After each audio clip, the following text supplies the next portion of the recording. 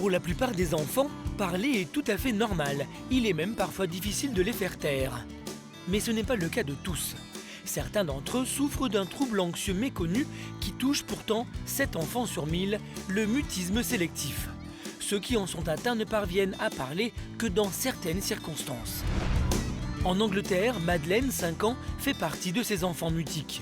Depuis qu'elle est toute petite, cette jeune Anglaise ne prononce pas un mot en dehors de chez elle. Aujourd'hui, sa mère est désemparée. J'ai déployé tellement d'énergie pour essayer de l'aider et trouver les causes de son problème. Comme elle, les parents de Robert, 9 ans, sont dans l'impasse car dès qu'il est à l'école, le jeune garçon se renferme totalement. Ses professeurs, comme ses camarades de classe, n'ont jamais entendu le son de sa voix. Les gens le perçoivent comme quelqu'un de renfermé. Inquiets pour l'avenir de leur enfant, ses parents n'ont plus le choix, ils doivent trouver une solution avant qu'il ne soit trop tard. Réussiront-ils à trouver un traitement adapté pour leurs enfants? Madeleine parviendra-t-elle un jour à parler en dehors de chez elle? Et Robert pourra-t-il enfin communiquer avec ses camarades de classe? Cette petite fille de 5 ans s'appelle Madeleine. Difficile de croire que derrière ses yeux pétillants se cache une enfant en souffrance. Madeleine est à l'école primaire et dans sa classe, personne ne s'attend plus à ce qu'elle réponde à la maîtresse. Bonjour Thomas. Bonjour Madame Marsh. Et bonjour Madeleine. Où es-tu? Tu es là. En 27 ans d'enseignement, je n'ai jamais rencontré une fillette comme Madeleine. Elle est tétanisée à l'idée de parler. D'ailleurs, je n'ai jamais décelé dans son regard une réelle intention de le faire. C'est comme si ses lèvres étaient collées l'une à l'autre. Si Madeleine ne parle pas à l'école, ce n'est pas parce qu'elle refuse de le faire, c'est parce que l'anxiété l'en empêche. Mais il n'y a pas qu'à l'école qu'elle ne parle pas. Personne, en dehors de sa famille, n'a jamais entendu le son de sa voix. Ni le vendeur de chaussures du quartier. Alors, comment ça va Madeleine? Tu veux te regarder dans la glace? Ni même sa coiffeuse. Quelle est ta couleur préférée? Alors, tu es à l'école maintenant? Pourtant, une fois rentrée chez elle, Madeleine redevient une fillette comme les autres. C'est même un vrai moulin à paroles. Témoin, cette vidéo filmée par son papa. Toc toc. Qui est là? Monsieur Oui Oui. Oh Madeleine. À la maison, Madeleine est une enfant pleine de vie, pleine de joie. Elle rigole beaucoup. Elle ne s'arrête jamais de parler, elle a toujours quelque chose à dire sur tout et n'importe quoi. Mais en dehors de ses parents et de ses frères et sœurs, Sam, 7 ans, et Ellie, 10 ans, rares sont ceux qui peuvent entendre Madeleine parler, et ce même dans son environnement familier. C'est vraiment étrange. Par exemple, mon frère, que nous voyons seulement une fois par an, eh bien, elle va parler avec lui, mais elle refuse de parler à mes amies, qu'elle voit quasiment tous les jours, parce qu'elles ne font pas partie de la famille. Il n'y a pas vraiment de logique.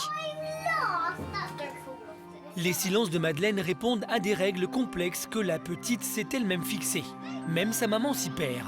Par exemple, en dehors de la maison, il n'y a que dans ce supermarché que Madeleine parle sans se soucier des autres. Ok, des tranches de citron. Oui, pour mettre sur le poisson. C'est comme si elle se sentait chez elle ici. Elle parle avec une voix bien plus audible. Mets-les dans le caddie. D'accord. On peut en avoir 2? 2 chacune? Ça fera combien en tout? Pour la mère de Madeleine, il est temps de réagir. À 5 ans passés, elle veut éviter que sa fille ne se renferme davantage. Sans traitement adapté, Madeleine risque de se retrouver en situation d'échec et d'exclusion. Or, à ce jour, ni les pédiatres, ni les psychologues n'ont pu apporter de réponse à sa mère. Ça m'angoisse énormément pour son avenir. Je suis très inquiète pour elle. Elle court le risque de se renfermer davantage, de ne pas aller vers les autres et d'être encore plus solitaire, vous voyez? Ne pas avoir d'amis, ne pas aller à l'université, ne pas avoir un travail qui nécessite d'être en contact avec les autres. Rosie a déjà consulté de nombreux spécialistes pour sa fille et aucun d'entre eux n'est parvenu à trouver une solution à son problème. Mais à force de chercher, Rosie a fini par trouver une méthode susceptible d'aider Madeleine. Cette méthode dite d'introduction progressive a déjà fait ses preuves auprès d'enfants mutiques et Rosie compte l'utiliser pour faire parler Madeleine à l'école. Je voudrais que tu me parles là, c'est pour ça que je suis là. Comment se déroulera l'expérience? Rosie obtiendra-t-elle les résultats qu'elle espère? Madeleine réussira-t-elle à prononcer un mot en dehors de chez elle? Dans la campagne londonienne, Robert, 9 ans, souffre lui aussi de mutisme sélectif. Mais à le regarder sur un terrain de foot, impossible d'imaginer que ce jeune garçon ne parlera pas pendant tout le match. Tu l'as déjà entendu parler? Jamais. Pas un mot. Je l'ai seulement entendu rire une fois. Et peut-être se moucher ou tousser. C'est la seule fois où il a dû faire du bruit. Mais bizarrement, chez lui, devant notre caméra, il n'a aucun problème pour s'exprimer. Aujourd'hui, j'ai été nommé capitaine de mon équipe de football à l'école. Et la seule raison pour laquelle j'ai été choisi, c'est parce que j'ai marqué 4 buts lors du précédent match. Mais ce serait plus facile si je pouvais parler, parce que je dois utiliser des signes pour faire comprendre aux joueurs ce qu'ils doivent faire.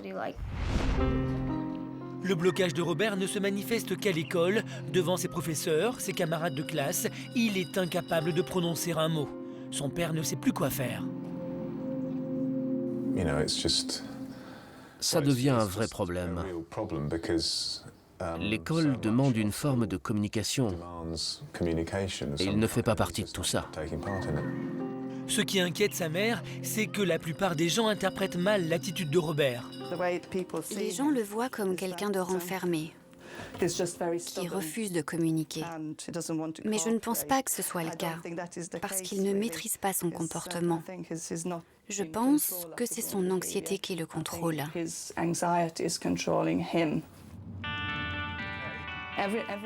Et chaque matin, quand on approche de l'école, son attitude corporelle change complètement et il reste silencieux dans la voiture. Et dès qu'il sort de la voiture, vous pouvez voir que son corps se tend. On voit qu'il se transforme. Et dès qu'il a franchi les portes de l'école, c'est un petit garçon complètement différent. L'anxiété paralyse totalement Robert. Et face à cet élève particulier, son professeur n'a pas eu le choix. Il a dû s'adapter. Il ne me parlera pas, il n'a jamais rien prononcé. Donc, j'essaye dans mes questions lors des leçons de lui donner l'occasion de répondre.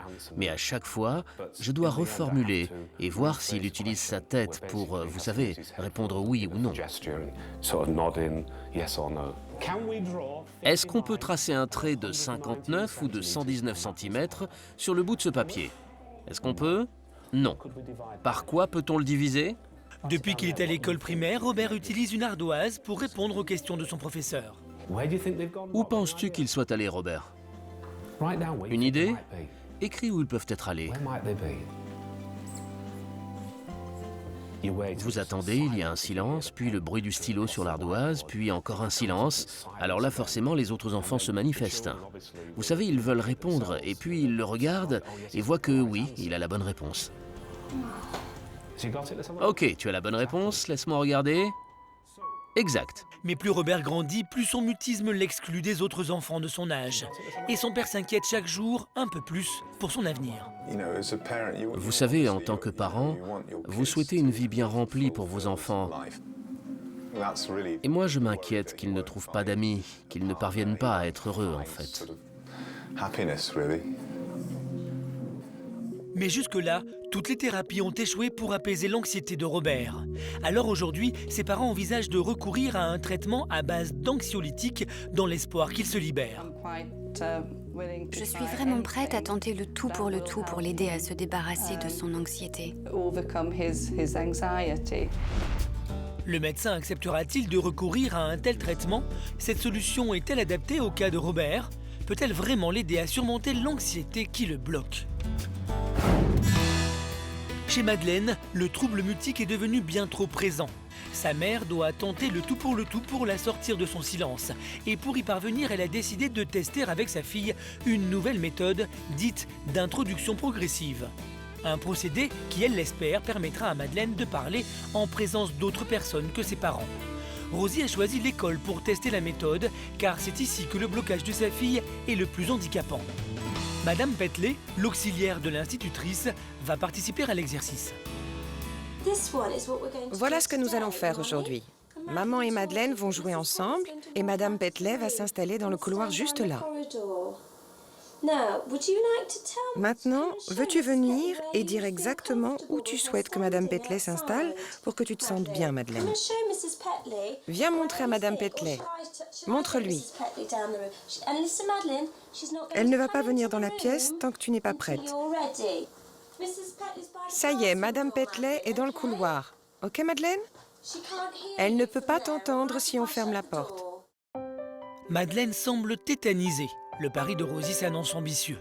Madeleine, je suis venue là, à l'école, pour t'aider. Malgré tous les efforts de Rosie, Madeleine reste muette. La présence de Madame Petley la terrorise et sa mère va en faire les frais.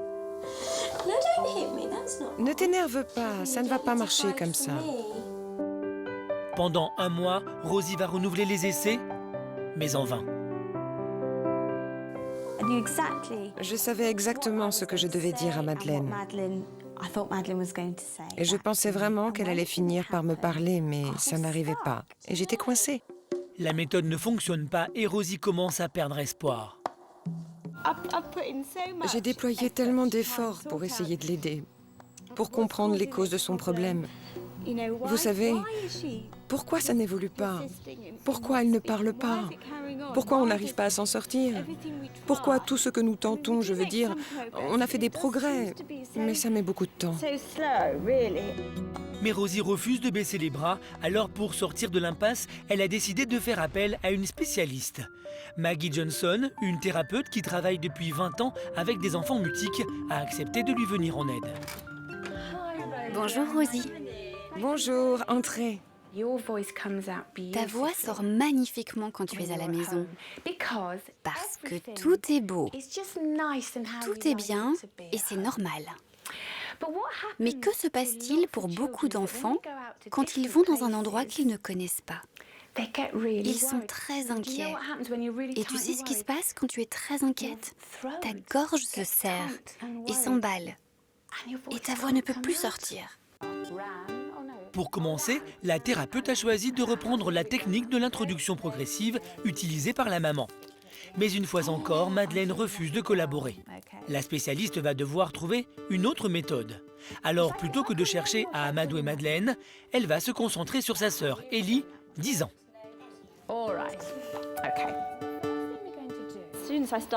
À partir du moment où nous avons commencé avec Ellie, Madeleine est arrivée dans la pièce. Elle s'est installée près de moi et je savais pertinemment qu'elle avait envie de jouer avec nous. La stratégie semble fonctionner. La spécialiste peut maintenant quitter la pièce pour s'installer derrière la porte. Madeleine continue à jouer, mais pour l'instant, elle garde le silence. Bien, mais tu dois dire le mot. 1. Ok, à toi, Ellie. 2, 3. 4. Pour la première fois, un son est sorti de la bouche de Madeleine en présence d'une personne étrangère. Pour Rosie, cette première victoire est encourageante. Mais ce premier déclic aura-t-il suffi? Madeleine acceptera-t-elle de reproduire l'expérience hors de chez elle? Réussira-t-elle un jour à s'exprimer normalement à l'école? Le cas de Robert nécessite lui aussi d'employer les grands moyens. Pour le sortir de son mutisme, ses parents envisagent même de recourir à un traitement anxiolytique. Nous sommes prêts à tenter quelque chose d'un peu risqué, bien sûr, mais nous n'avons pas le choix si nous voulons le sortir de son silence. Et nous devons le faire maintenant. On ne peut pas attendre plus longtemps. Mais le recours à ce type de traitement comporte un risque. Robert pourrait ne pas en supporter tous les effets. Un rendez-vous chez un psychiatre s'impose. Si nous commençons ce traitement, il risque d'y avoir des effets secondaires, principalement des maux de tête pendant un jour ou deux, qui disparaîtront au bout de quelque temps. Par contre, nous devons commencer vraiment très doucement, parce que ce traitement peut aggraver les choses avant de faire effet. Et puis tu n'as que 9 ans. Bien que Robert ne souffre pas de dépression, le psychiatre accepte quand même de recourir aux anxiolytiques pour tenter de calmer les angoisses. À la sortie du rendez-vous, son père se veut rassurant. Tu es un peu inquiet ou pas? Non, non. Ne t'en fais pas, si tu te sens un peu bizarre, si tu te sens différent, mais tout va bien se passer. Il a été plutôt clair, non? De toute façon, ça ne va pas faire un truc comme les pouvoirs d'Harry Potter, et d'un coup, tu vas pas te mettre à parler. Tu dois le sentir et faire comme tu veux.